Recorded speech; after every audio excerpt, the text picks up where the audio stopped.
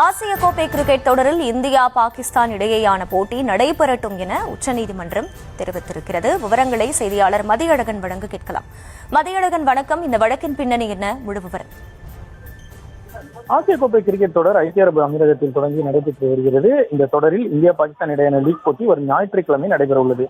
இந்த நிலையில் இந்த போட்டியை ரத்து செய்யக்கோரி உச்சநீதிமன்றத்தில் பொதுநல மனு தாக்கல் செய்யப்பட்டுள்ளது. 4 சட்டக்கல்லூரி மாணவர்கள் சார்பில் அந்த மனுவானது தாக்கல் செய்யப்பட்டிருக்கிறது. அதில் நாட்டு நலனை விட கிரிக்கெட்டை மேலானது என நினைக்க கூடாது என மனுவில் கூறப்பட்டுள்ளது. தீவிரவாதிகளுக்கு அடைக்கலம் கொடுக்கும் நாட்டுடன் கிரிக்கெட் விளையாடுவது எதிர்மறையான கருத்தை பிரதிபலிக்கும் எனவும் மனுவில் கூறப்பட்டுள்ளது. இந்த நிலையில் போட்டி ஞாயிற்றுக்கிழமை நடைபெற உள்ளதால் இந்த மனுவை அவசர வழக்காக நாளைய தினம் விசாரிக்க வேண்டும் என மனுதாரர்கள் தரப்பில் முறையிடப்பட்டது. இந்த முறையீட்டை ஏற்க மறுத்த நீதிபதிகள் JK மகேஸ்வரி, விஜய் பிஷ்ணோய் அமர்வு இந்த போட்டி நடைபெறட்டும் என கூறினர். தங்களது மனு ஒரு விசாரிக்க செல்லாத வகையிலான மனுவாக இருந்தாலும் கூட, ஆனால் தங்கள் மனுவை விசாரணைக்கு எடுக்க